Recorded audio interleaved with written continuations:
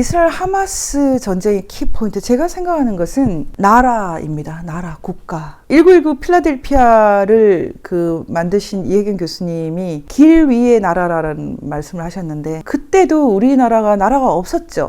지금 이스라엘 하마스 전쟁을 보면서 제가 생각하는 것은 나라입니다. 초등학교 1학년 때 들어갔을 때 우리가 제일 먼저 그때 우리나라 대한민국 새 나라의 어린이는 일찍 일어나야 되죠. 뭐 그런 거 우리 배웠던 것 같아요.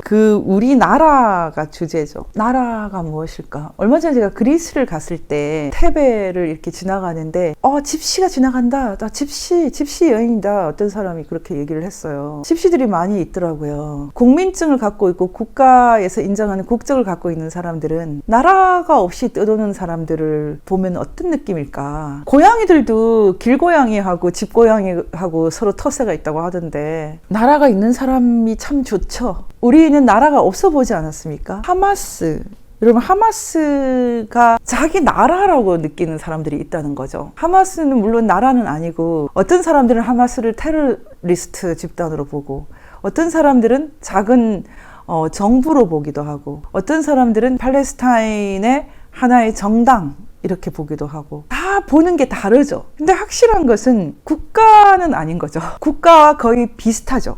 여러분 아시겠지만 유엔의 회원국이 될 자격은 국가와 또 교전단체 같은 것도 되거든요. 말하자면 국민도 있고 거의 주권 비슷한 것도 있고 영토 비슷한 것도 있고, 그런데도 국가가 아닌 데가 있지 않습니까? 국가가 되기를 열망하는 국가들이죠. 팔레스타인, 그러니까 영국이 이스라엘 국가를 허용하고 강력하게 유대인들이 국가를 건설하기를 원했을 때 그들이 모두 다 동의했던 건 아니지 않습니까? 상당히 많은 사람들이 그 유대인 국가를 걱정하고, 유대인 중에서도 두려워하고 그랬죠. 그렇지만 홀로코스트를 지나치고 나서 이스라엘 사람들의 그 국가라는 것은 이루 말할 수 없는 소망이 된 거죠. 그때 사실 유대인들 600만 명 이상이 희생될 때 유대인만 희생된 게 아니라 거의 50만 이상의 집시도 같이 희생됐거든요. 근데 지금도 집시들이 자기 나라를 못 만들고 있지 않습니까? 제가 그런 걸 다루는 영화를 굉장히 좋아하는데, 사실은 에밀 쿠스트리처 영화를 또 굉장히 좋아하고 관심이 되게 많은데, 저한테는 그들이 만들어내는 페이소스가 있죠. 나라를 소망하는데 나라가 없는 사람들의 소망, 그 사람들의 페이소스,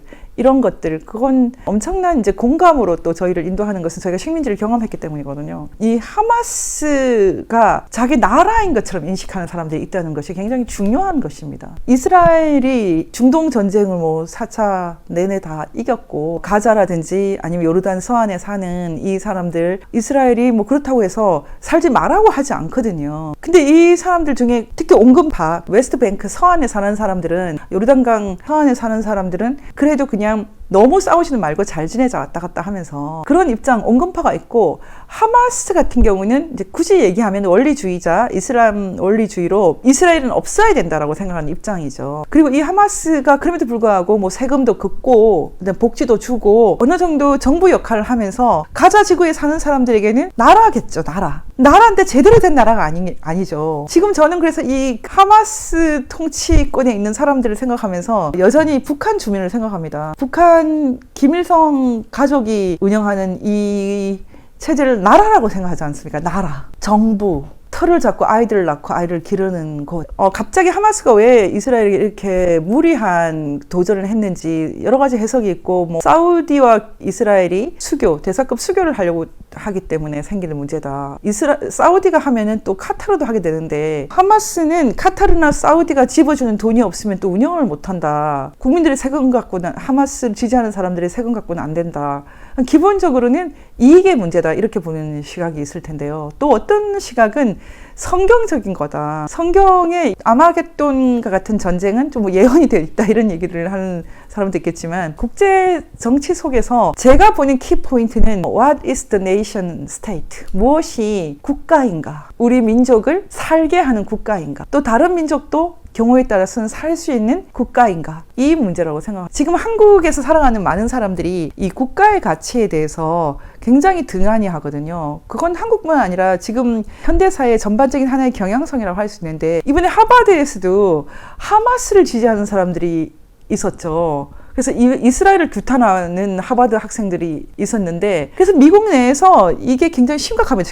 근데 미국만 그런 게 아니고 한국도 그렇습니다. 노골적으로는 별로 못하지만 한국 언론도 상당히 하마스에 기울어져 있는 언론들이 있거든요. 이건 이제 동아일보 기사인데, 저는 경향신문 기사나 이런 것을 보면서, MBC 기사나 이런 걸 보면서 이 사람들 하마스 지지하나? 약간 이런 생각을 할 때가 있어요. 러시아는 점령자, 이스라엘은 희생자, 이중잣대, 미 외교 궁지. 뭔가 굉장히 어설프게 이렇게 하는데, 제가 여기서 정리를 하면 그래도 우리는 헷갈리면 안 되지 않습니까? 그래도 이스라엘 편이 돼야 되는 건 확실하지 않습니까? 그래도 이스라엘은 정치 체제도 자유민주주의예요. 항상 엉망진창이죠. 압도적으로 힘을 갖는 정당도 없고 군소 정당이 난립하고, 좀 합리적인 얘기하는 지난 라빈 총리는 암살되지 않았습니까? 제가 들어보니 그 이스라엘에서 이 팔레스타인 사람들에 대한 입장이, 뭐 독립을 하면 해라, 너네도 국가 만들어라, 대신 조건이 있다, 무장은 하지 마라, 군대는 갖지 마라, 이제 이런 입장이라고 하거든요. 근데 그때도 그게 안 먹히기 때문에, 그러면 군대까지는 아니라도 어느 정도 그 부분도 좀 얘기를 들어보겠다라고 했던 사람들은 이스라엘 사람들이 못 참아서 죽여버리죠. 기가 막히죠. 제가 생각하는 것은 이스라엘 문제는 저희가 섣불리 접근할 수 있는 문제가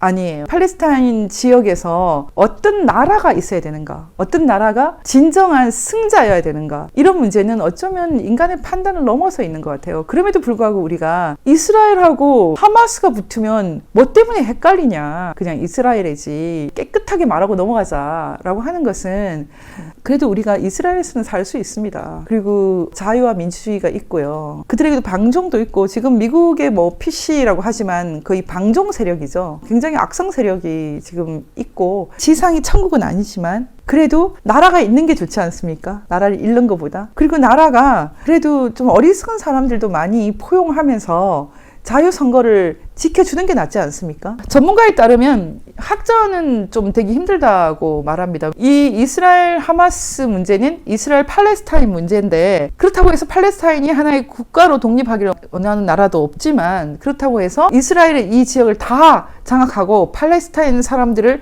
예전에 성경에 나오는 것처럼 진멸한다, 폐실, 진멸, 그렇게 생각하는 사람도 없지 않습니까? 다 잘 살아야죠. 그래서 지금까지 엉성한 평화를 유지를 해왔는데 국제사회의 대세죠. 다시 말하면 미국이 그렇게 생각했던 거죠. 지금 미국의 적은 적이다 그래서 팔레스타인이 미국을 적대하기 때문에 북한도, 뭐 러시아도, 심지어 중국도 살짝 팔레스타인 입장을, 그 하마스 입장을 들고 있고, 사우디는 이번에 적극적으로 이스라엘과 수교를 맺고 또 미국과 더 관계를 개선해서 빈살만이 입지를 강화시키려고 굉장히 노력하고 있고, 사우디의 개혁을 실질적으로 이렇게 드라이브하고 있다고 하는데, 사우디조차도 그렇다고 해서 우리가 팔레스타인을 버린다고 말하지 않지 않습니까? 뭔가 굉장히 애매모호한 상황 속에서 지금 하마스를 길들이겠죠. 하마스가 정말로 그 나라 자신들을 따르는 사람들에게 복지와 행복을 줄 수 있는 정부인가, 나라인가, 요원한 얘기죠. 이 사태를 통해서 우리가 다시 한번 확인하는 것은, 많은 나라들 내부에도 적이 많다. 내부에서도 이스라엘과 하마스가 공존한다. 한국도 그렇다, 미국도 그렇다, 어느 나라나 그렇다. 이제는 옛날처럼 그렇게 적이 그다지 선명하지 않다, 우리 편이 선명하지 않다. 그럼에도 불구하고 큰 흐름 속에서 우리가 지켜야 할 가치는 여전히 있습니다. 자유, 민주주의, 인권. 어린아이들 그렇게 죽이면 안 되죠. 어린아이들 그렇게까지 죽이는데 어떻게 하마스를 지지할 생각을 해요? 그러니까 김일성 정권을 지지하고 있지 않습니까? 주사파들이. 끝까지 가면 우리가 이기죠. 성경 요한계시록에 그렇게 무고한 사람들이 하나님을 향해서 항의하는 장면이 나오거든요. 우리 언제 이렇게까지 둘 것입니까? 우리가 진정으로 소중한 것을 깨달을 때까지 우리 인류가 많은 일을 더 겪어야 할지도 몰라요. 하지만 우리가 지금까지 도달한 이 상황에서 그래도 사람이 서로 사랑하고 서로가 서로를 아끼고 자유를 지키고 공정한 선거를 통해서 민주주의를 지키는 것이 좋다, 이 정도 합의하지 않았습니까? 완벽하지 않지만 그 자리에 좀 서주셨으면 좋겠습니다. 우리가 좀 지혜가 필요합니다. 너무 단순하게 보지 마시고 너무 급하게 보지 마시고 지혜롭게 사태를 잘 헤쳐나갔으면 좋겠습니다.